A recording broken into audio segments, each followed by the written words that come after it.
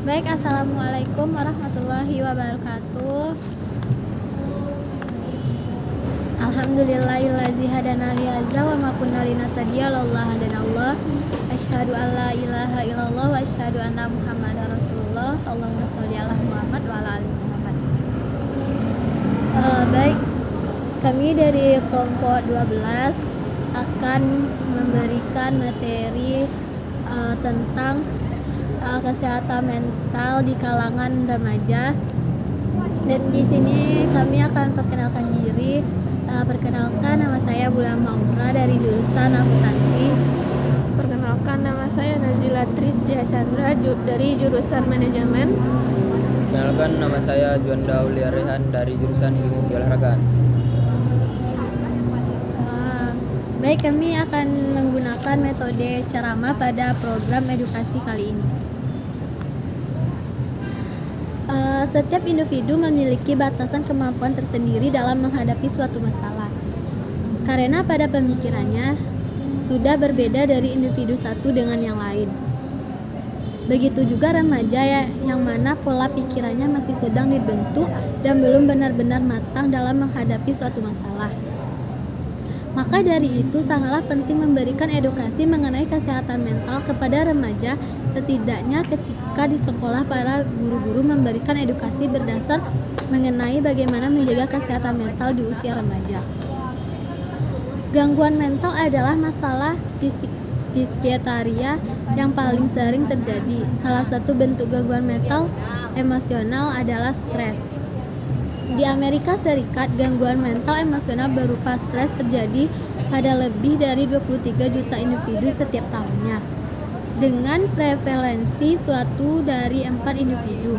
Berdasarkan hasil riset kesehatan dasar tahun 2013, prevalensi gangguan mental emosional berupa stres dan depresi pada masyarakat berumur di atas 15 tahun. Di Indonesia mencapai 14 juta orang atau sekitar 6% dari jumlah seluruh penduduk.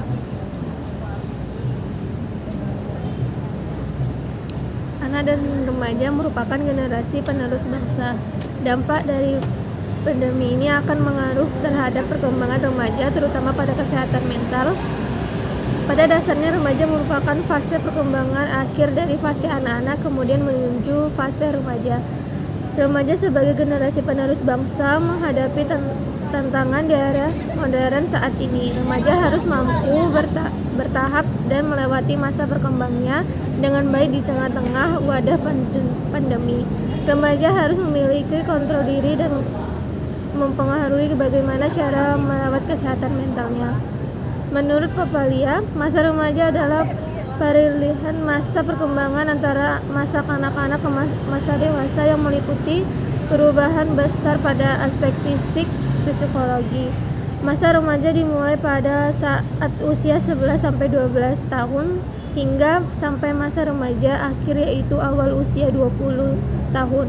Dan masa tersebut membawa perubahan besar karena akan saling berkelanjutan pada semua fase perkembangan.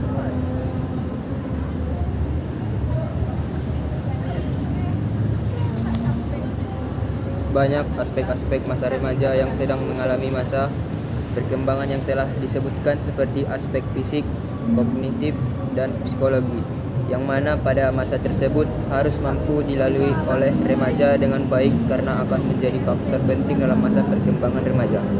Remaja juga termasuk masa-masa rentan terpengaruh oleh faktor-faktor eksternal yang mana dapat berdampak buruk terhadap perkembangannya. Faktor eksternal yang dimaksud yakni seperti lingkungan, pertemanan, dan keluarga. Banyak kasus yang telah terjadi di lingkungan sekitar yang mana remaja-remaja telah terbawa arus negatif karena buruknya faktor eksternal. Yang paling umum yaitu karena terpengaruh oleh pergaulan yang kurang baik.